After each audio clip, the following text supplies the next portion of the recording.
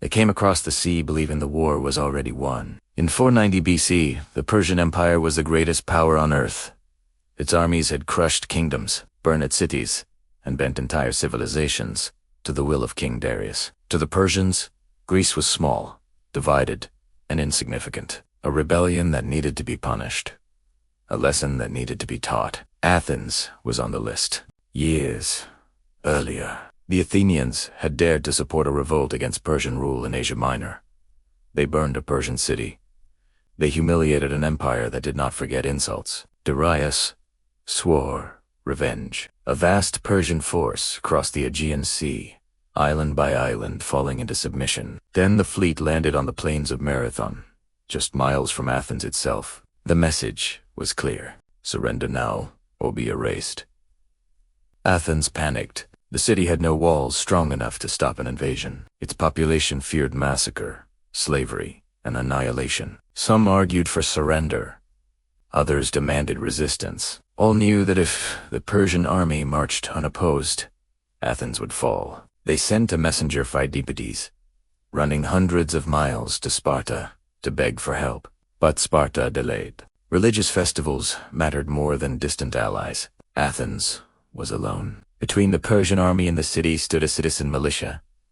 Not professional soldiers, not conquerors, farmers, craftsmen, merchants, men who fought for their own land, not an emperor.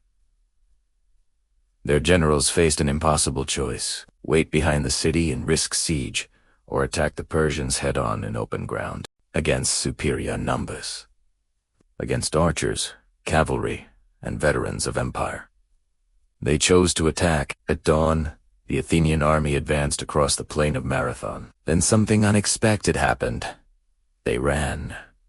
Not in retreat, but forward, charging straight into Persian arrow fire, closing the distance before volleys could break them, turning the Persians' greatest advantage into useless noise. The Greek center bent under pressure, but the flanks held. Then they closed in, encircling the Persians, driving them toward the sea. The invincible army broke. Persian soldiers fled in panic, many drowning as they scrambled for their ships. What was meant to be a demonstration of imperial power became a humiliating defeat. Athens had done the unthinkable. It had beaten an empire. But the danger was not over. The Persian fleet sailed immediately for Athens, hoping to strike the undefended city. The Athenian army turned and marched with everything it had left. They reached the city first. When the Persian ships arrived, they saw hoplites waiting on the shore. Athens stood ready. The Persians withdrew.